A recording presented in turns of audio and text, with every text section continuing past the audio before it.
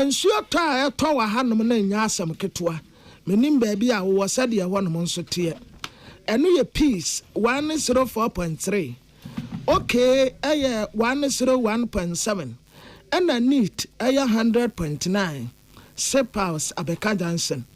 Yes, I will hello. And we are 101.5 FM away Domukumasi. Ghana man Taminia Dunsia, baby out here and cane. Casa Fidia said you see and miniature common on here. Best said yassa. peacefmonline.com, GhanaToday.com, Swabode, a tear for Benyabe Akan. Dear Dicas, Ebonimu Akutini. Omampani abedieche Professor Jenano Poko Ajeman eden krata PM wantene so de dia wo kanyina ne se ya konsem ene wode ko e dia ma de hia sebe elwak wo mo efrimu Amrashe bedwani bia kasa wo chese no adane course wo elwak no wo besere senia amanfo bia hya ase a wo tere wonsa e wo Ghana Armed Forces force wo se yenye ne sa onto say nhwehwemu beba am ye hu de ma de sie ne sie ne de me kasa me koblimi military na ma anye ne yie. And now, so for your shop, my Ghana Sika Samson in any chim or my Ghana Mrasha be the film. Now, what the budget's now got to Jan and nay, Yabekwani any penny a wabini was Sikasema Kwakodi and Como. Budget won some yen to Guta for so Yenu Ombedi and Como. And Mrasha be Jenny once a woman did about 1 person Swakasa, Nidia what did to Jano any. Between a month of February, March, and April, Omodia Monsa, Alpha Kuntunanse, Echo Board is Assembly Common Fund for Musica. Saso ena oswafo ya wo hwenkita hodie wonsam so wo my Ghana mu akasa wo kire se wo my Ghana ne wiase nyina aguso a ekọ nanim ntino wo besesa aiti wonsam de Ghana ban se wo fani agro ewie nsam pika we hu ne yesi nkonwa ye de esomo yemfa seda manwumai Here the Asada Ekwama MTN Ghana. MTN say we day for you everywhere you go. MTN say what the eSIM abba. Ain't no eSIM no but what they say we download my MTN app or download dia. Now wako seamless and nessa the baby to me aboa ama wonkita hudie nsem no ejina brane. African Queen Mackerel yenim ni fritete. Yesi twa nu mu keke nampa no mesrewa African Queen Mackerel no ewo baby ya said ya nunso ede ye de ye bibia manikoye ye de ye jollof stew ye de ye nkwan bibi bia wo ye bia no ayama African Queen Mackerel enka hu bi na wankasa bo se ampa waduano no ebeda nso number betimi afro mu wo so 0245 326 180 0245 326 180 and I say 0302 66 8357 0302 66 8357. Yeah, well, this way chocolate drink yesterday we here. And they in so share. Yeah, was special ice, the mineral water, and then the drinks are sort of no best point savings and loans, best assurance. Yeah, well, you too need for funita ben komunina and ebo ye chidom ama ewie ye day and semi eba. I can kind for ye babe somo ye me. Abna be ye nyano mene. Amansan tia me kwabena mafo anafe. Ohine wa kase bo ohine Africa se bo de munche mo enie. Na no wada na beto dwa say Ghana Armed Forces mpanyfo say wo mo fani panti wa wani je ho no ya no abefa nkrata ne bi na etimi aboa na yetimu Ghana mebundodo na kire sampa se ne adwuma ne sitie ne de Ghana ha wo mo nhye da anya adwuma anye nti wo mo kwose ne be ya wonsa betimi aka forms ne bi na nurada na mpanyfo bo amane ya wo kye se mebu no wo mo mra mepie mo elwak ene won kramantem na obase ya woni padua na kwa na ye check yare se bi adwuma no obetimi aye anase wontimi nyafe wo ye no si nchen a ye behwe wodin wonim bebia wo fre ba bibia kama na dwumedie ne hyase enura no anopa no ye te honom obetia ne sa ye se enipa bi afirimu na afia hwehwe aso social media so na manfo ahyase a wo bo amane no kro onya no kre no kre na nipa dodo san a ye di ka te se nipa dumienu nipa 12 ena eti nananom ewonse chire ne nya ne ntiese se anya nipa dumye nemum eye nipa ensia namso emma empanifo kukudam ne ntitichium ene Ghana ma pen excellency John Dramani Mahama nam se woye batam panti enu anankasa no no akopie mokumase wasantemantem a wo hwe emma nkokon nketenkete dwumedie no watimi apa hontoma nti watise wentimi antena ne toso de ni beche mu nkramantem a wo kohwe wani epra na afeso adehia wo mu efrimu enkrata pina na epie mu antene so na die nipa ne Sasha Pam, Eye Omampeni Abediachim, Professor Jenano Pokwa Jamanse, and no also crowd what Tibin somewhere Trinity, Elwak Stadium, and no Ewan Krabumpuni Mantam was him. I was see a good nurse in Tobrobesini Yakasim, Nihua Drinage Stampede see. Yes, in the Panuamo Dos, Nipa Bess 21,000, and Tibra be a gate and do Duana me penentama quanti, ne biti ni pebi asom. And Nipa Mufumi now so ye a mankuto. Into was stress away your be patcho, a bra Ghana for in a gusua ye street, your best see nya botre pana fientry a commentary a yemusanse, a ya debia and try your cram. What also ya watchers what the ya connection in some, and the quacome busioma this year every musasom, and any papers were one pike a part the moment same. Yanko ponche diam pombasayadom nanka sabeshomo, now who to sweat me abam.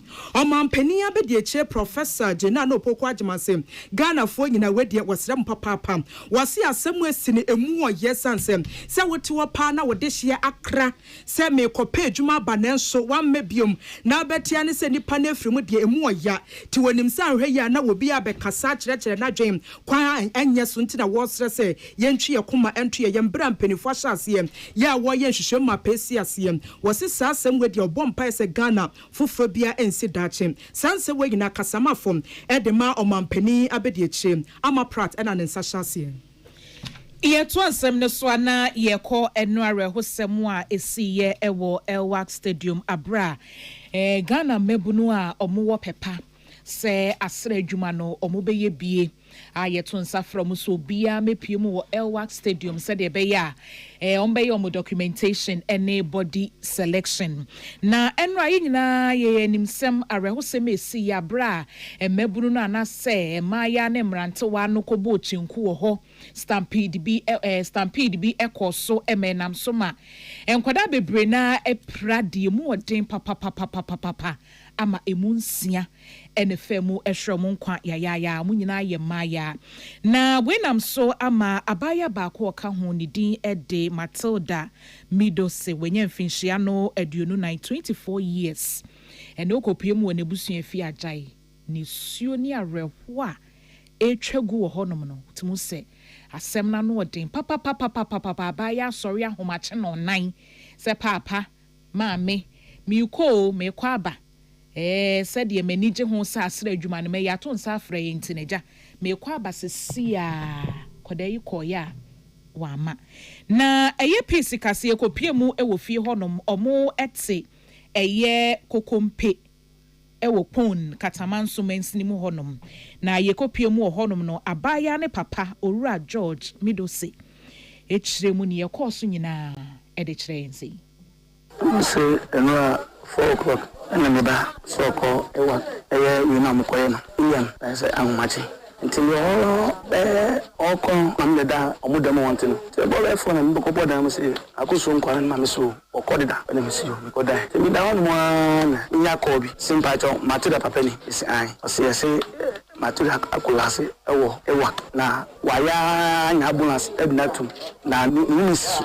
ofosa mana oxygen as me ni sisu timbe see ya anto ka sam no me ma bia me say be for one night for you to me pay for the man mo bol man na no ene sa no man na sa for ni maame ene ni maame say yenko nti pa kuna ode ni ma okọ enfenfu so say ni matini na wati bi sana no so won tehwe na for one night for ma nko on na me ka temi say da ani 37 dey enye kwan bia yenko ye ko hu ye ba e be sa ba nti ye pa no so no so ni na ono so ni ba na ba o ene wa ba hwe no hu ba fom on ordinary ambulance nti fa na ofe se mo na me dropping embe se na be mi ba no do na enye enanti anya ka bia ye ko Methodist won ye konya taxi on fa yenko o ma o se da bi nti barrier na oboko ye ko barrier twa kwa ni mu ana ye ko la egu o like it wa ti ka ba 5 ene buy kan buy sa last one ye ti bi mu ko e ti fa ra pa ne fe ti papa nka de so on de o so ye na so no ye djuma ho nti ba me fe me ko am sankan na so ba mi mo ja say no emergency hall and I say mortuary and say mortuary say you go do no any friend no so wonder so that is me want to dey come go dey anko emergency one na be dem banda na nye you cough me fa so ja for so man room if I so from man room afi o makoma e baby say you ntina say na you ntwe na so we ba taxi ba from be 1 hour time on be free you titi to ma bobe na mu ana ọmọ báyìí ọ̀nà ọmọdé ní báàgì àwọn ọdún kọ́ ẹ̀ ní píkṣà ní big picture baako mo ní ní ọmọdé báyìí ọmọdé báyìí na ọ̀sán akọ ìsà ẹ̀kọ́fà ní fún báyìí tọwọ́ bí báàgì ẹ̀ṣẹ́ ní màmí nsá náà ní màmí bí ìsá yìí sọ ọ̀fẹ́ sẹ́yìn ẹni mi náà asùn ọmọ àná ní màmí bí ìsá sẹ́yìn máa ń sẹ́ ní báàgì ẹ̀yìn nsẹ́ ní bẹ́ẹ̀ wù ọ̀nà ní màmí ọ̀pá ní kẹ́ẹ̀ náà mo sọ mu tòun sọ ní ọmọ sẹ́ wù ọmọ ń já ń tẹ́wọ́ bíbí àyàn náà ọmọ emergency ntị no very super one hour ba ko hu ti o ma be left ma no mo di ko be bia go fana pra mo di mo gu bebre e di ko e ko no mo ko ma yakonya wo ni nchense ti on man ye wa ti man na offer me yeso je na offer me no offer me na of pessimism mi bo mo dia infa by force one side o fa so na ma so mu o fa so ma so mu enyam o so mo adma na mo ye o ko ya na ma ko bo ti infi e won ma mo fa se me na so ya ni fa mi ka se mi ba no wo Eni a yekotie yi eye Owura George Midose eye abaya wenye mfinhia aduonu 24 years Matilda Midose enra ne yekoso are ho seme e ba ye fofia ntoata wono nso eka ho bia wahwere ne nkwan ya ne papa enede enchiremu yi etu ye nimu na yama ne bofo amanse ba danso abiam ewo fie ho efie ho de esu ekoso de esi nye binie yankwai na onfa ho no nso so nsem no emmoye amanse abam so atime nka mo akwa ba lejo so mini aba yo na baby away na ekoso ho yo baby a me wode seni awa odi kan ekiremu no enya de a eye boko sa edema abusua ene maba beto wo mo ewa ha bese anopa be nonso empemu ena me tipie mu ewo abusua fie ha tei enra nia etiye ewa akufama so soja fo dwedi a wono mu die na wono mu afa amanfo Ghana mebunu ewo asra adwumanim na yefie ye nyina eda yenimu a debomu amane na no pe mi bepie mu ansa ne a wote abofra no ne papa enka na tanya wote mu sa pepepe na medu a ode amane bono ebo me na abayiwa a ye pe no Matilda eye Midose oye obi a wotra de ewo ankran suku bi mu a ewo empotemu ha sei na otiti mu enura se wo ka ko pesra adwuma ni bi aye a ukosi a ekofi kwan mu wo ewie yi se me no ka se ye regional minister eye Maame Linda Obenewa Okru ene gender minister Maame Laimo Namumo Late a wono eye MP ma omanfo a wono mo pro so ejinamu ma gender ministry ma on bepie mu ha beti ma panianam NC a wa eye Owura Samuel Pete Morton ono so na bra Maame Linda Okru kasa na wo trese mampani nyade a nebo ejo de esi no so na fam esi no omamu nyina ato yentem na ato yen na wode akire eja NC awo ha se wonhwe akire no ne abusua enim komo na ne wo mu de NC na kasa ene gina maintain opani wo live wo Peter Samson mete se Owura Roja Jamfia o ye so akwa bi de akire de ma bambo aso ye ene na pamfo bi timu ha wono mo de ato abusua nim se wo ene mo de wati akire se hwe akire that time a wo kan ye no ebu ntire mu enesen ayo meda mutike fani nyina ate tena mu nyina nim no rano ya tia sempa enti o man peni ta se nanam sifo any deputy minister for defense o mo bra na ni atu ye wo ko katama so ha na to be specific no mo ba bra hwe ampa o mo aba ye ni ebusia na abete na se wa we ni se the BBC say a se ebusia tena ye no aba ye se ye kra ni chi ye kata ni chi kama no any idea omudi aja misisi a mini butia no betena fe na ya hwe senia omo peseni amayko na ya hwe yo ya beda wase ene amanebo a wode ababesom ye ne amanse ba danso abiam enedi nkomo efri abaya ba ko a enra fofianto ata okọ elwak okọ akohwe se de be ya ne documentation body selection bibia betimi atoto yi a entimi ankoba ne saa no ne fie arehosem ekoso esu ni amane a ekoso na amanse ba danso abiam de ho amane bono esomi na saasam kuro ya hu na mra sebejani a wogina ma de se wo Akan South honorable Enesadumako ono nso atiesimbi na watase asamba Ghana for senior ya ho commentators ya yesaya ho atemuafo ya pani ebu atan aya asumasi ayo menten aya asumasi ayo menten ya de nsaba tenenten nkofo so saa an watrese da bi yanya ne saa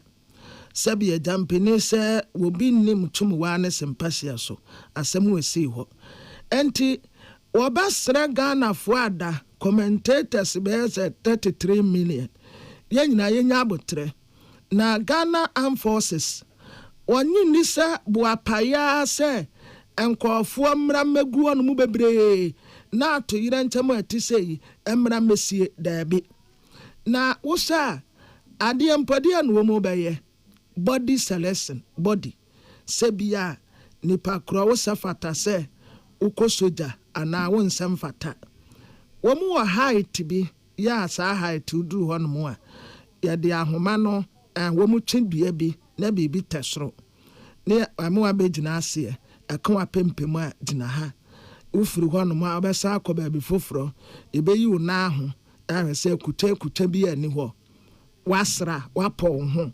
anase unatra body no ana odigina we keke ena ne ye kwa akoye body selection eno ena nam so a atoyire ntem se baaye na sade nkofo ye ena Ghana Armed Forces na wo ma anya niam aye wo se da bi enya abotre na bejakuo antena senior investigation na wo mo fa report mra metudwa ne yanhunu de kode pote ye koso na sade ye tenenten yansa wo nkofo so sa no entwaye onto say nhwehwemu beba am ye hu de ma de sie ne de meka se mikoblimi military na ma anye ne yie because Ghana for no ye mabudu bi a aswoden kakra wo ho obi okra ya ma ne message se da say no mra no enso krampa obekọ because ro se ahwa na sa da no anso na enduru no so enti me agidie se dodo na bi so kọ krampo na ye mfrɛ so hu me hu se ne bi ni mo fro fenso ne ade enti aden de yan twan mahwehwemu no mra ne hu de enti a ekofa saa atoyenti mbae ansana yetimi aka se eyo asumasi anobenten na ema de ba ne bae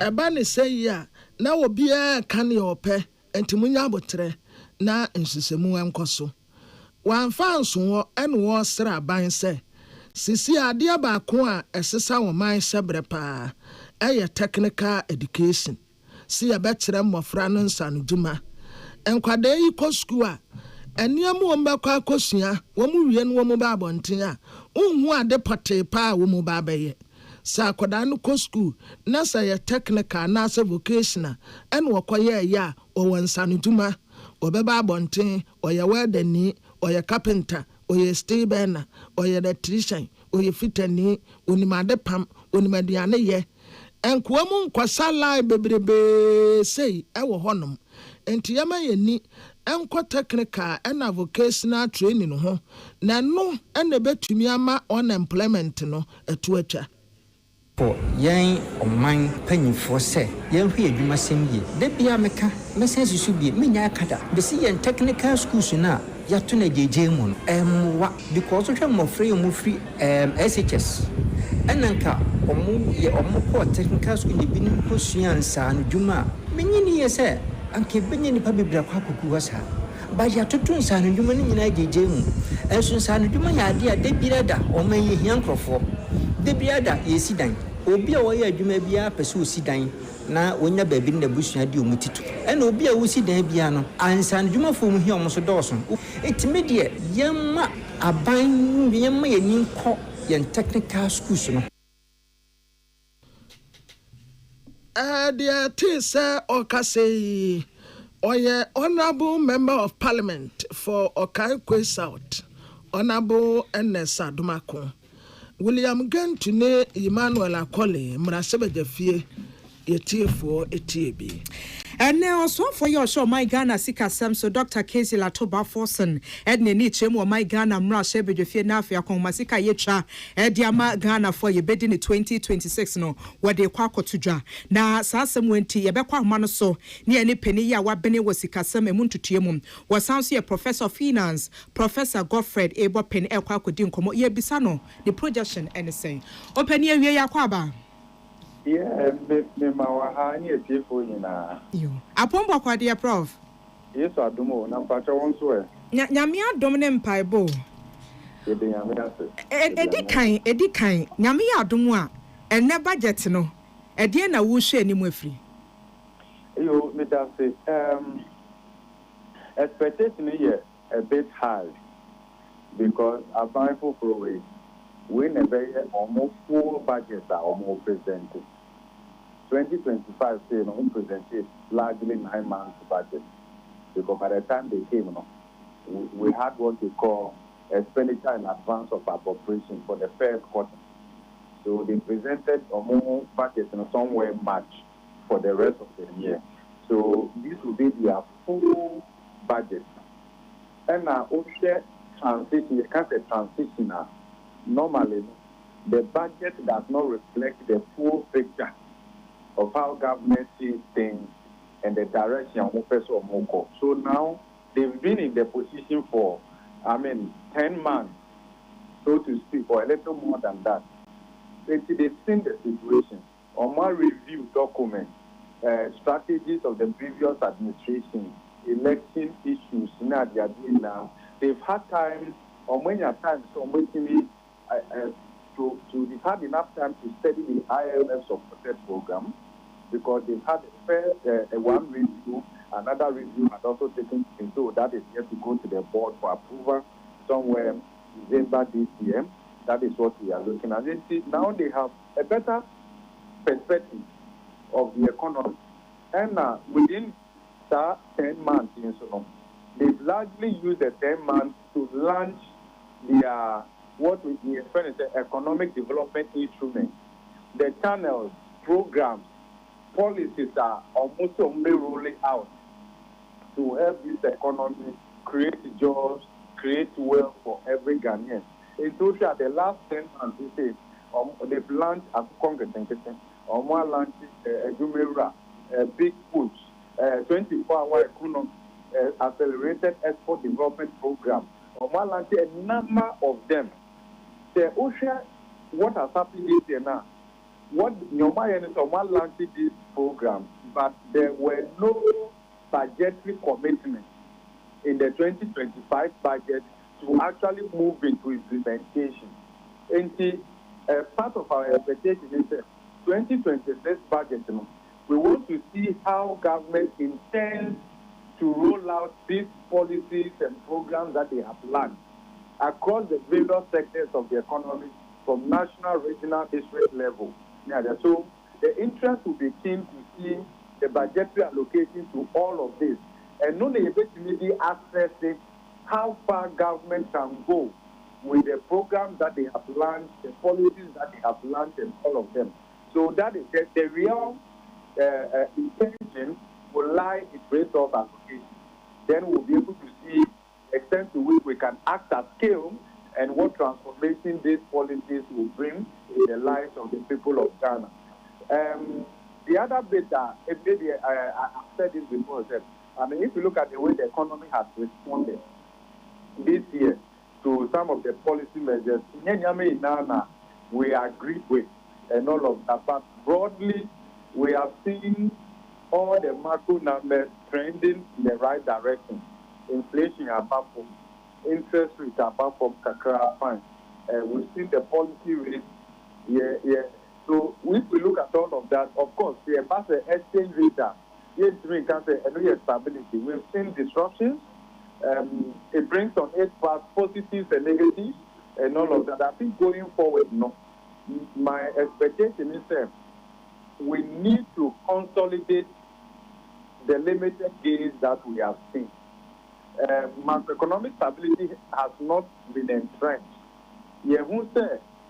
Prices have come down slightly, but not so significantly, because inflation still positive. October inflation was 8%, roughly 8%. So on the average, prices are increasing, but at a much slower pace or slower rate than a month ago or a year ago.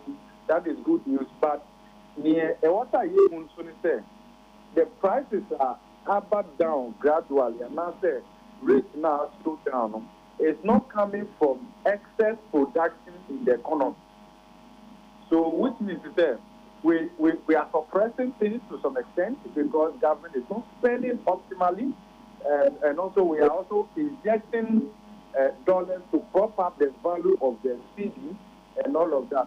When you have who was situation you say now, the slightest shock to the economy, you'll be exposed.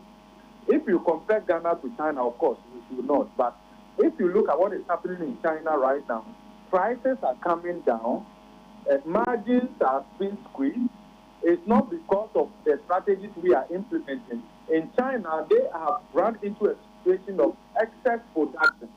So it is excess production of goods and services that are driving prices down. But in Ghana, is the opposite because we are essentially not producing. So the economic production capacity is really restricted. In Tinyamiya, personally said, we need to now recalibrate our macro framework to move more towards supply-oriented policies that would create an entrenched, enabling environment for especially indigenous businesses to do well. One expectation, of course, we know that already. Instead, government indicated in the 2025 budget that they will review the VAT regime. And to a large extent, they will deliver on that this afternoon. They will tell us that COVID-19 has been deleted. Of course, it took them 12 months, right? My expectation, and I've said it before, that the Minister of Finance took advantage of reform and enjoyed COVID-19 health levy and all of that for 12 months before they abolished it. Well, we can forgive them and move on because that money, that brought in billions of cities. They couldn't trade that off. Goodness, but I understand government is looking at pegging the VAT rate, the standard VAT rate at 20%. My considered view is that given the 24-hour economy, they need to stimulate consumption and all of that. 20% will be counterproductive. Basically, my recommendation, which I have sent to them in the form of memo somewhere this year, was that it will peg the standard VAT rate at 18%. That would be optimal. If they put it at 20%, that would be a bit too high and all of that. Of course, I'm sure the Minister of Finance will tell us that they would want to also increase the threshold, okay, because of the erosion for inflation and all of that. That's a way of offsetting the negative effect. So overall, we can say that, yes, a certain foundation has been laid, of course, building on what the previous administration also did, especially to look at it from central bank perspective. You will see that the previous administration had built huge reserves, which has also helped in anchoring the city. We have seen that even before the new administration took over, GDP growth had consistently outperformed the IMF projections and all of that. But we need to now also strike a good balance between fiscal consolidation and then growth enhancing spending or progressive spending. So even though we are stabilizing prices and all of that, we need to also ease the restrictions on the growth drivers of the economy so that there is available credit. Obviously, what is happening now? Interest rates are far from Kakra, but credit is not available. Because in order to prop up the value of the city, the central bank has mopped up in excess of 650 billion from this economy. That obviously creates a liquidity constraint for businesses that want cheap access to cheap capital and patient capital in order to expand their businesses. So we've done a lot of things within the shortest possible time in order to achieve this stability and all of that. But I think we need to build beyond stability. Even though the stability itself is not yet entrenched, we need to navigate a delicate balance between fiscal consolidation, and I'm sure the Minister of Finance will tell us that they are still going to be heavy on the part of fiscal consolidation because macroeconomic stability has not been a trend, and we agree with that. In the midst of that, we must also begin to roll out policies backed by sufficient budgetary allocations to engineer job-rich growth. Because if you see what happened at Airwork and Kumasi and the rest of them, it's just an evidence to the people of Ghana that we have failed the youth. We have failed the youth through successive policies because we have rolled out so many youth-based programs in the last 15 years. Prof. All of these have actually delivered. Hello, Prof. Yes. Hello, Prof. Hello. Okay. Yes, that's a part me who say expectation it does some. Send your wedding car Kasafa COVID-19 11 hono. A man for so Kasa say one more share him say presentation where no minister be catch the Ghana form as will be ye every year so. Now we'll share him for a new taxes are by no at the best Ghana for and I say beer what my for a 12 for beer. No, I think that any appropriate for government to burden Ghanaians with additional taxes in terms of new taxes. It will be counterproductive. We're already overburdened and all of that. And now, evidence is which they say, we make more money not through additional taxes or higher rates. In fact, when we lower the rate and improve compliance, it's far better for us than say you pay introducing more taxes. Because the more taxes you introduce and increase the rate, it also corresponds with higher non-compliance.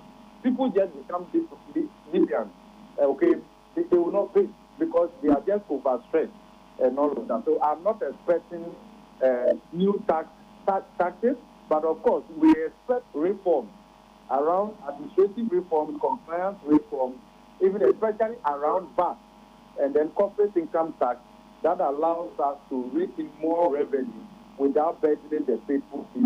Those are my expectations.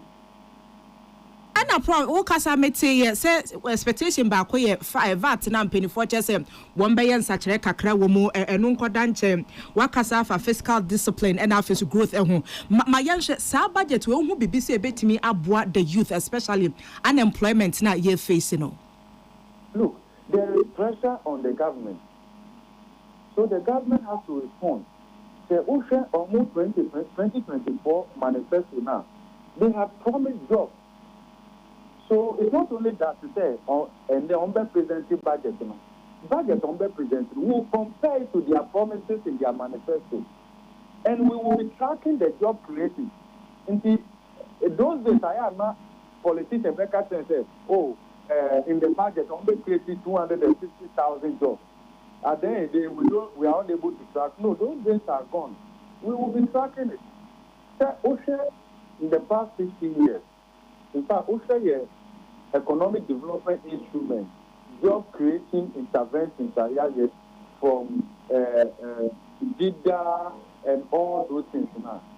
Or move rolling out these interventions, they allocate resources. But at the end of the day, we need creative decent jobs there for the youth. In fact, now they will share data from Ghana Statistical Service and now share data from World Bank.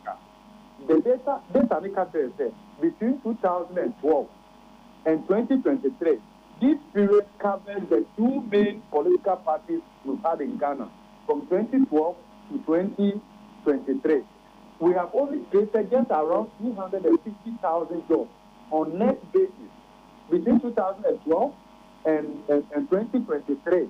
Meanwhile, within this period, 2.7 million Ghanaians have entered the labor market. Annually, we have close to 500,000 people who enter the labor market from graduating from tertiary institutions, from University of Ghana, QNUST, UCC, all over, offline, online, all the lines. Over 500,000 enter the labor market annually looking for jobs. Meanwhile, this economy is not expanding. In fact, we are not creating decent jobs. Some of them say, analysis now. You say, yeah, those days you can't say a confirmed intervention. Some of them flew out of this country. We've done so many interventions. In fact, 1D, 1F, planting for food and jobs, and all of that. A year now, budgetary allocation, we are actually not spending them in the areas where they can engineer job creation. And it will come down to corruption, it will come down to diversion of the resources, fertilizer subsidies, where we're not smuggling them to Burkina Faso. So much to the extent that a tropical country like Ghana, we're importing tomatoes from a desert country like Burkina Faso. So it's not just the budgetary allocation. The government should not just tell us, we have allocated maybe 5 million to commercialization of agriculture. Okay, Prof. In the area of palm oil. But we should explore efficiency and higher value for money. That is where the gains will come from. Yo, Prof, me da say, but enkomo a manfo di e wo kroma mimi say matibim. Say VAT eba from fiscal discipline be adwuma. Na aban ni $500 million for 1 year be investors wo Ghana say to support the fight against galamsey. So man microphone so na why expanded secondary education COVID levy wo ye fi honom. Why nhyehyɛ de ama ye to akodro ayetua wo Ghana ha ayaresabia new gas processing plant expressway to Kumasi. Abai ne kotorium hyɛn de ma executive na saa we nyina no Ghana for ye fi international monetary fund ye program na say ye betimi a contain e wo ye budget ne mo. It's going to be challenging, I can assure you. We na yo come ha, we know who we are. Me mo me dey community recommendation be say ba if an say Accra Kumasi, Accra Takoradi, Accra Volta. And I said, the major road now, let's take it off government budget. Let's engage private capital. It is my considered view. Say engage private capital. Now say abiding in that free. Now say we invite private capital. We will get private capital to do this express road for us. My fear is say abiding of the major road. From the budget, they will not finish it on time. We will run, you will see cost overrun. It may take us years. And the government that started it may not even finish it, and that regime will go. Another government will come, and they said the priorities have changed. And we don't have the fiscal space. So government should not take on so many things which could easily be offloaded to private sector. And the private sector will come because even across Africa today, countries like Cote d'Ivoire, Senegal are courting private capital in the delivery of public infrastructure through efficient, well-crafted public-private partnership framework. That is what we should be doing. Otherwise, look, Yo, Prof, ma ye na se pa se waboa ye na wa cheche mu ye. We dia ma me o bo de kra beti ase nya me nhira wo. Amen. Professor Godfred Ebopin wono abene wosikasem wasansom Professor of Finance na ni kodi nkomo enne na osoafo show ma yisikasem so Dr. Kezi Latoba Force and budget no wode koto dwanti so for expectations ahodon de wo montene so bebre se wo mo hwe anim se expressway ye akosi Kumasi nti uko Kumasi adon hwere mienu pe na abedi na afi so aban ne create enabling environment ya wode ma private sectors nti no edoso sem no doso pa. Na wawura tete ado oyaboso kan spare part dealers association director of communication tete radio asumdie nkan wo tete temenka brasa temenka na me sre radio asumdie se enkan no enkan wo so sa yo Abrana na dia na mo sha ni mkwan. Wow, mami tia wa chef for the chief. Ene ye hwe ni mo no dollars somebody dey or say dia dey mo say dollar na ba form. Ama isika some dey jira kakra. Nti o dey ato ho. Na kwan aban be fa so a obehwe mato na yitua na tax reduce system no. Oba ni na say obe nationalize ama yina na obe the flat no.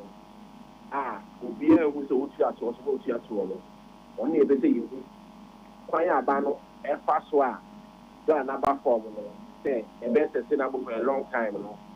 You be policy be on bento ho ama dollar n'aba fam no import duty bɛba fam benchmark ne so no ɔbɛka bibi afa ho COVID-19 deɛ ɛnim sɛ wɔyɛ bi hɔ already special economy 2% ne so deɛ information buta ne sɛ ɔmɛ bibi afa ho ɔno so deɛ ɛda nyame ase ade baako a ɛyɛ yɛ da ɛnim sɛ ɔmfa to bi abɛto Ghanafoɔ so bio ama 2026 so deɛ yɛnhu to fofo bi ano ɔno so yɛ ade a yɛ expect sɛ ɛbɛbɛ mu kwan bɛn na ɔmɛmfa so aboa spare industry no dollar ba fam spare parts boɔ bɛbi gya ne gyina kwan bɛn so yɛ bɛfa import duty kwan bɛn so bɛfa a yɛbɛtete so a ɛma spare parts so bɛba fam yɛpɛ sɛ yɛhu saa measures no nyinaa ne policies na ɔde bɛba ɛbɛboa adwadifoɔ no yɛpɛ sɛ yɛhu yɛhia kɛseɛ Ghanafoɔ ahe ɛna ɔmo tu atoɔ ɔmo register wɔ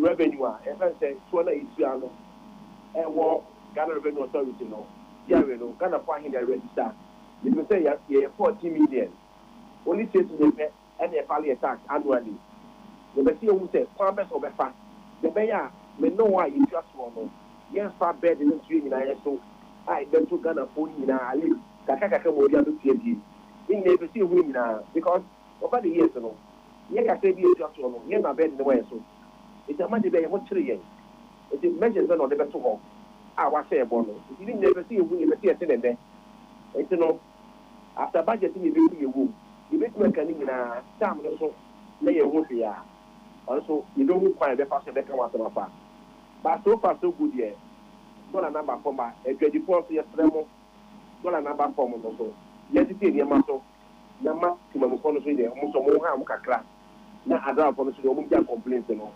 aban no ayɛ n'asɛm deɛ sɛ dollar number fam deɛ na yɛsɛ bɛyɛ aboa aban na timamufoɔ nso ho atɔ ɔmo ɛtu bisa mi a so far deɛ yɛsɛte saa nneɛma nketenkete bi efi aban no wɔ ɛyɛ n'asɛm yi. Tete we de men how bebree sɛ Awurade yɛ adom na wo mu kasa wie bɛsan aba. Yo. Etiefo we yɛ Aboso Kan Spare Part Dealers Association Director of Communication Tete Ado. Na yɛn sɛ guta jadifo nkabo nko kɛseɛ pa ɛwɔ Ghana ha. Yɛka wɔn mu abɛm ɛna ɛda. Guta president Yera Joseph Obeng. Openi Awurade asomdwe nka wo. Onka so menia. Yo. Ai we dia ne kase agina mo so. Enna dia na mo hye anim kwan. Yo. We dia emse se dia na anim no. To samfo yi obefa na konya wabomod na yi edenhyehyɛ ato akwan mu a ɛnɛ yɛnya adeɛ yɛ friend stability of the local currency and the economy no na wohwɛ inflation aba fam na same rate as some other bi ayɛ ka sɛ yɛntumi ntɔ ne nsia ne nyinaa nso aba fam na ɛbɛtumi awie pɛyɛ a gye sɛ yɛtumi ma ne toa so ɛkyɛ nyɛ sɛ bi a ɛbɛba na asan asesa na dollar akɔsoro na wi akɔsɛ sa ma yɛnya mfasodie papa yɛhwehwɛ free saa stability no so nti ɛna broni ka sɛ we need measures a obetumi de sustain the stability no nti ɛgyidi sɛ ɛno ne yɛhwɛ akwan mu sɛ ɔbɛpɛ nhyehyɛ papa a ɛbɛtumi aboa na ama stability na yɛnya no ACP na ɛsita na yɛka sɛ yɛwɔ stability nso a ɛbi sɛ yɛwɔ stability no nso na ɛkɔyɛ sɛ yɛ amanfoɔ businesses nso ɛda ho ka sɛ economy na sɛ gyina nso still ano yɛntɔ adeɛ asɛ nneɛma nkɔyi ɛno keka ɛba saa no a nkɔyi nso ma aban no ankasa nti deɛ nhyehyɛeɛ na yɛbɛtumi de ato akwan mu na you take advantage of the stability no na stability no it may translate into economic growth and say ebema ejuma etumpon akokan eno na yen say abanhwe ye say the musical say rationalize the process no they say omo matters na ye krokrowa na etimi ama manufacturers na yɛ competitive na input over agri sector ɛne ni nemu na afei nso no yɛhwɛ kwan sɛ aban de nhyehyɛ bɛtoɔ sɛ utility charges sɛ wohyɛ biribi te sɛ electricity charges no nkeka ho a saa nneɛma no nyinaa no ɛmmoa ɛma mfuntuo no a yɛhwehwɛ through the 24-hour economy no ɛntumi ɛnni mu mmerɛ a yɛmu bebree nso ɛpɛ sɛ nkɛdeɛ ni ɛhwɛ sɛ yɛn nso bɛbɛ mfidi dwuma mu no nkeka nti rationalizing the star system no deɛ ɛyɛ very important ne yɛka ne saa nso a na access to affordable credit sɛ yɛbɛtumi anya akwanya a yɛbɛtumi anya credit a ɛmu no ɛha ɛɛfoɔ a ɛsa ɛwɔ time nyɛsɛ bi a credit a wobɛgye na yɛsa yɛabɛgyina so afrikora nso ne yɛsa gye credit a yɛbɛtumi anya sɛ bi akwan ɛwɔ bɛɛ bi a mfie nu mfie tu a yɛbɛtumi anya sɛ sika no ne yɛtumi de abɛ invest into the 24-hour economy no ɛno nti ɛne yɛsan frɛ sɛ women's development bank a aban ɛhyɛ ho bɔ no yɛmmea mmaa no mu ɛbrɛ because wɔn dodoɔ no wɔn ne banks no koraa ɛnyɛ adwuma wɔn ne microfinance ne susufoɔ no ɛna ɛyɛ adwuma na ɔno nso interest rate no ɛyɛ twamene a ɛno nso ɛno na ɛma yɛ mmaa no wɔn da bia no wɔn ɛka ɛmmerɛ wɔn so wɔtumi ɛyɛ saa women bank na ɛno nso aboa yɛn na yɛka no VAT nhyehyɛeɛ no ɛyɛ ade a ɛha adwadie ne mfididwuma ne enyima a aka no dodoɔ no ha te sɛ bɛyɛ a aban ɛhyɛ mpɔ sɛ wɔn bɛyɛ reforms na saa toɔ no ayɛ korokoro ama yɛn na ɛtumi ama yɛ adwuma nso akɔ nkan ayɛ simple ɛne ogika no nso no yɛhwɛ ne mu fortunately wɔn de yɛtoɔ no nhyehyɛeɛ baako bi adi kan aba yɛfrɛ no modified star system a te sɛ no sɛ mu ayi wɔn a wɔn nyuma no esusu koraa no sɛ wɔn bɛfiri VAT toɔ no etu anim na wɔn nso ɛkɔn mu ahyehyɛ wɔn ɛne ti yɛnim sɛ saa nneɛma no nyinaa no wɔn de bɛka budget no na ntiɛ no na yɛhwɛ anim na yɛsua ho yɛ aban no nhyehyɛ a wɔde ba. ɔpɛni wei deɛ megyaa wa ma wakɔ na mmom ketewa bi awurade ayɛ adom buro nyɛ ba nneɛma a ɛsɛ sɛ ghanafoɔ na ɛtɔn yɛ a amanɔnefoɔ na sisi a wɔn ante abɔ so a wɔn na ɛtɔn no ɛde anammɔ na mutu di afa ho.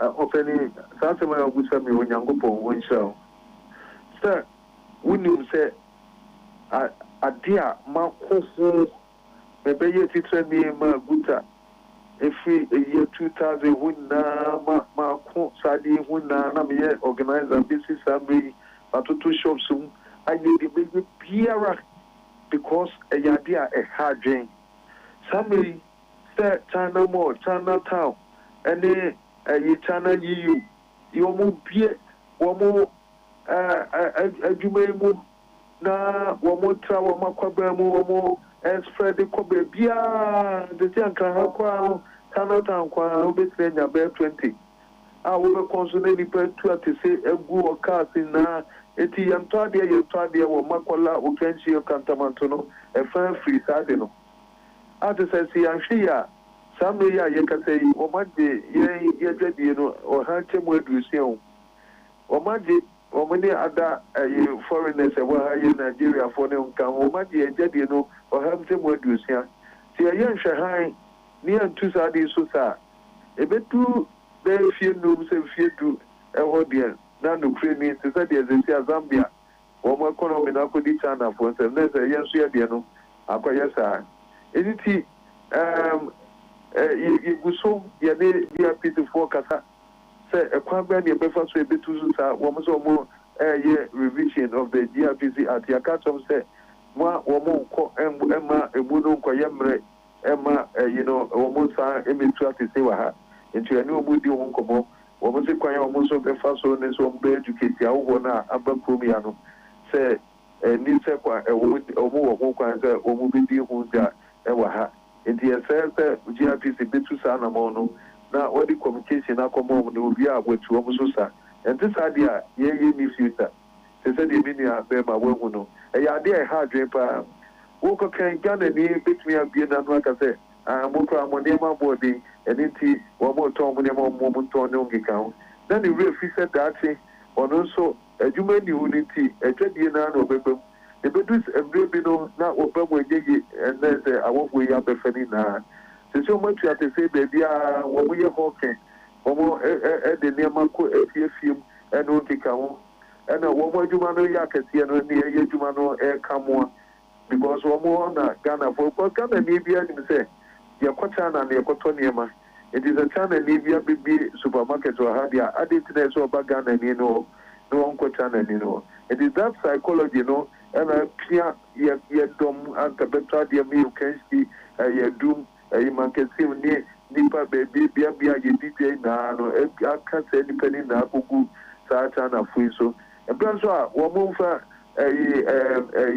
forest krama wɔn ba ɛmɛranti yɛ yɛ mo wɔn akɔnya no mu bi a wɔn mfa sika tene no ɛyɛ foreign exchange no ɛmma kurom ya wɔn de nneɛma hunu na wɔn de ba na wɔn ba wɔn abɛte so atɔ na wɔn atesa yɛ forest na yabrɛ ne anya na wɔn abɛte so de akɔ mu kurom.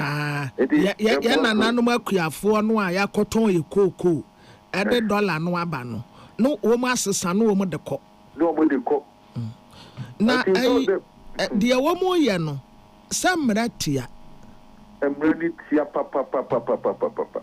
mmerɛ no tia sɛ mmerɛ wɔ mu ɛna nka menim na nka mefa nkrataa nam sɛ ebia te sɛ mmerɛ no akyerɛ ne tetee sɛ ɛba adwadie deɛ a ɔwɔfoɔ biara ni hɔ kwan sɛ ɔbɛba yɛ dwa no so adwa baabi a yɛfiri ne dwa biara sɛ yɛ malata market ɛyɛ adum ɛyɛ kegyetia ɛyɛ kotokoraba ɛyɛ kantamanto ne nkeka ho obiara ni hɔ kwan sɛ ɔbɛba hɔ sɛ ɔbɛyɛ services anaasɛ wɔbɛtɔn adeɛ ɛwɔ kiosk mu store anaasɛ ebia nti ɛno no deɛ da hɔ pefee ɛna ɔka sɛ obi ɛbɛma obi akɔnya koraa no aba adwadie no mu koraa no a na sɛ ɔde sika tenene $1 million ɛbɛsɛ ɛde ba na wɔaemploy nipa 20 skilled labor ɔno koraa wɔde skilled aka ho nso saa nneɛma nyinaa yɛnhwɛ ɛne amoa mu atu atese ɛne ɔkɔ baabi a sɛ hawking sɛ ɛbra koraa sɛ wode nneɛma ɛtini ɛnɛ yɛ nuanom Nigeria wobɔ sɛ ɔma afa ɛka na ɔmode kɔ Tamale ɛna ɔmode kɔ Kumasi na ɔmode nam na ɔmode kɔ stores mu na ɔmode ma ɔmo wɔhu sɛ Egyptfoɔ bi bɛa woka sɛ kane no ne maame nom wɔ mu kura crayon na ɔmu kura ntoma ne kyɛnsee na ɔmode akɔ afiefie mu nti wɔgye a na wɔn a ayɛ ne si susu ɔba no ɔbɛgye sika no a ɔde crayon no asa ho ɛnɛ Egyptfoɔ bi ɛna ɛyɛ saa de no ɔmo ne nam afiefie mu yɛ bɛyɛ no ɔmo de kyɛnsee ne ɛho nkeka ho agu tɛzi mu na ɔmo de nam afiefie mu tɔn nyinaa no ɛnyɛ allowed kyade de ne ɛhwɛ nti yɛnhwɛ yɛ deɛ a yɛdwadie no ɛni daakye koraa because wɔn nyinaa ato apese akɔ saa bea wei aberɛ nso a wɔn ne wɔn kwan sɛ wɔn ɛbɛba bɛdi dwa no ha ɛpo West Africa foɔ yi a wɔn nso wɔ ha bi wɔn nso ne ho akonnwa no kɔsɛ ECOWAS law no ɛkyerɛ ne ketee sɛ nneɛma kora wɔn ho akonnwa so wɔn bɛtɔn wɔ ha no ɛyɛ nneɛma a yɛamanufacture ɛwɔ wɔn kurom according to the ECOWAS protocol ɛne continental free trade area nti mmerɛ biara bɔ yɛ ho ban mmerɛ biara no ntia yɛ sɛ yɛbɛtu saa nɔmɔ yi ne yɛtu wɔn so sa nti wɔwɔ ayɛ sɛntrɛfoɔ kɛseɛ deɛ ɛsɛ sɛ wɔn nso wɔbɛka saa crusade no ayɛ deɛ bɛyɛ biara yɛbɛkɔ so a ɛsiane sɛ Ghana yɛ Ghanafoɔ dea yɛntena hɔ na amanɔnefoɔ ɛma yɛyɛ tenant no wɔn nya landlords yɛda ase yɛwie budget no a yɛbɛsan aba wo nkyɛn bio na president ma traders advocacy group Ghana ɛyɛ owura David Kojo Amoaten ɔpɛni awurade asomgye nka wo kɔla nka wo biribi abɔkɔɔ deɛ Oh, no, Oh, yeah. Nsuo na atɔ wɔ ha paa. I think it's a typology of blood and the Na ɛnna deɛ na mo hyɛ ne mu kwan. Corona, I'm with you, but I'm a traders advocacy group. Nothing cafe, maybe can know more about for next month. I need a management team, so far, I fear starting and maybe I could do a opportunity to do back on. The records so far so good. Now, I know say a bush are buying run out to 2024 election or say, and then they say, you want to say, what did you pull the room?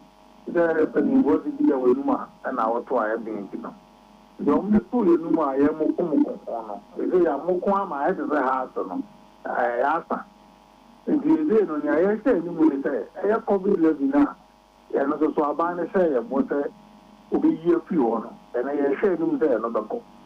Now, you share them say, I have bad input and output. And also, the few on them, but they are. Yeah, but the dear of carrying money about the North of Porta. Yes, you have file on Betty, no, a free mamma. Now, I give a quiet say you want to be a catre. It's Excellency John Damani Mahama in the run up of 2024 election. Yes, yeah, no, you say, yeah, you know, about the moment, they are.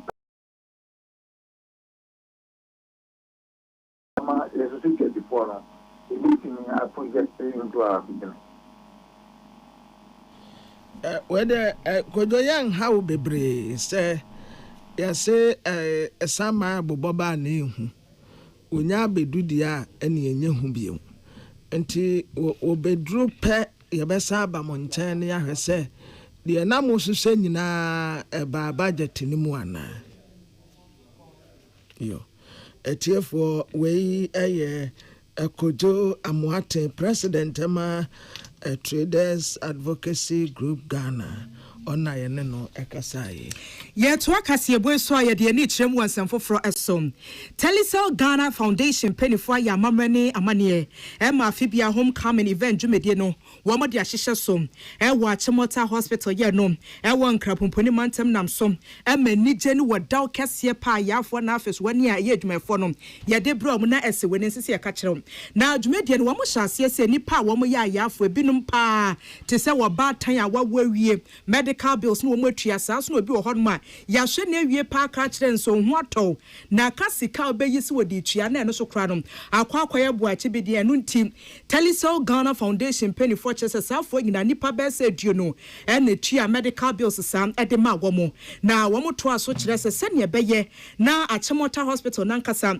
ebetimi egina na so afa no ntuma padie fra no omanfo ya wo begya yare hye wo ho betimi atɔ won ti no wo keka won sas wo so obi hodoma ya no wo yade a no be piem wa ya sabia se ya na sebi wo jane 19 no wo mo de tiro kan ho bedsheet na afeso detergent anyame ya adum obehwem etimi de asiesie facility honum nyina afefefe kama na efini gems ne nkekawa bia no wo mo etimi eyefri honum retire jewa rockson wo no ye peniam wada foundation afem sustainability ne external communication ano edema Telecel Ghana Foundation kasa wo kire se weni se ne nyese bia ye hwehwenu mu adwuma no wo mo ye nemum ya sadie ni asudie kese sans wo mo da honom na nyankopon twedi ampon basa ya dom ye kira mo se Telecel Ghana Foundation mon koya de we ensum kro na na se community no enti wo sode ya ne se wo mo hyase a wo mo ye ne se wo se ensi ye sans sisi anom foundation guso a wo ye hyehyɛ se enipa wo mo ya yafo so ye de won beto apomodin si echi ba dwumedie ne so bra no bra ne ba na apomode papa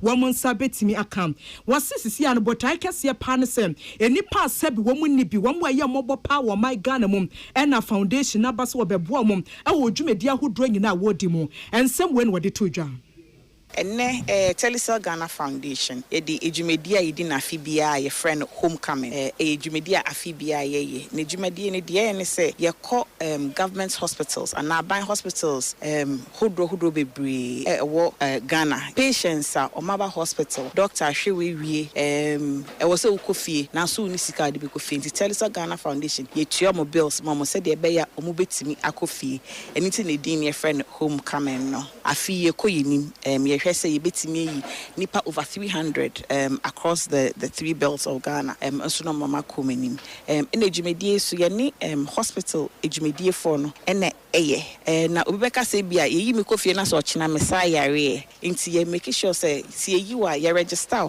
or National Health Insurance Scheme no so obi o hwa ni die u ontumi renew be renew ama said they said ochina bi yare abetimi asaba hospital na wenya ayaresa. And here, Rete Jewa Rox, one year penny order foundation, sustainability now for external communication and no Edma Telecel Ghana Foundation. Nanusi Yana Roxon, Nanusi Yana Komla Buame, external affairs director, one also Casa and India were due to judge church project a Hodrobia, Telecel Ghana Foundation, one more aye. In the space of health, this is one of the many interventions that we do. You have heard not too long ago, Telecel had donated some cervical cancer screening facilities to Kolebu Teaching Hospital.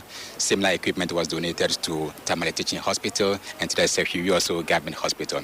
These were not just like donations of a single item equipment, but we are also doing maintenance for this equipment for the next 2 years.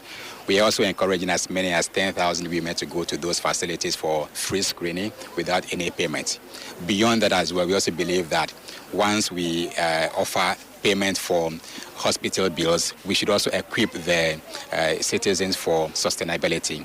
And so as many women are also being enrolled on our free National Health Insurance Scheme registration to the extent that they can get to health facilities and get the health care that they so much need. This is just one of the ways by which the Telecel Foundation supports many people within our communities.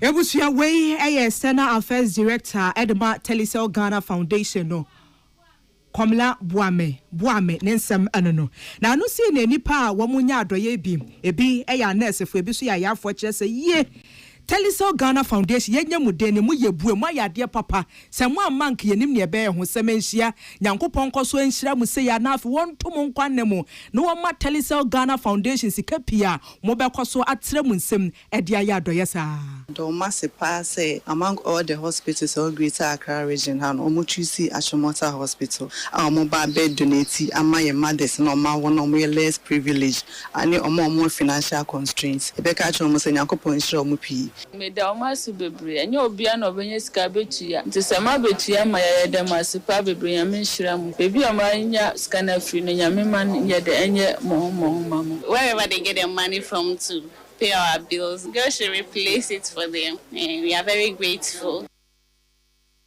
Enti wey nipa doye kese a Telecel Ghana Foundation Telecel connecting energies wo mu ye Edema Chimota Hospital no won Kramantam adehye bi enya asomfa so nurse fo bi ni ayafo bi ene wo ma hyase a wo mu da se we die wo mu hu bi da na Telecel Ghana Foundation aye ne se wo mu nkoso nya ne sa se ne be ye ode nsakire fefe ebesom Ghana fo na ye gina FM.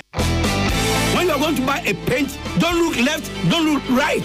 Go straight and grab the luxury acrylic paint. No be any paint, be paint. The luxury acrylic paint. Paint me champion.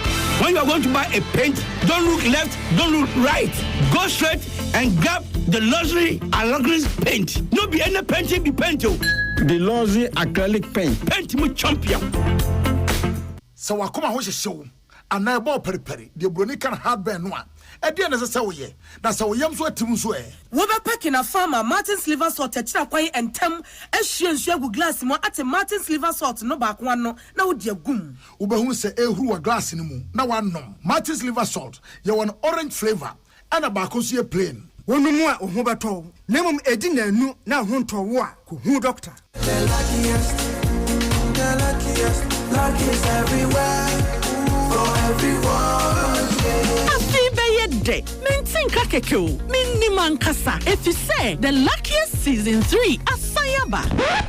Afe mami chewo ekwan a obefa so nye o ticket but star 712 hash na di ehihye no so to ticket ana se ko internet no so na bo the luckiestafrica.com se bia me community ticket no so na you lucky number Ubetumi so ama system na eyibi ama chere ahia wo pese wutua every 1 Ghana cedi posi 5,000 Ghana cedi Ubetumi mpo ato ticket no ama obi foforo ye obi hero wo pese wutua enye den kra sa wo Ghana for mobile money tua na sa wo amano ne dia for bank card tua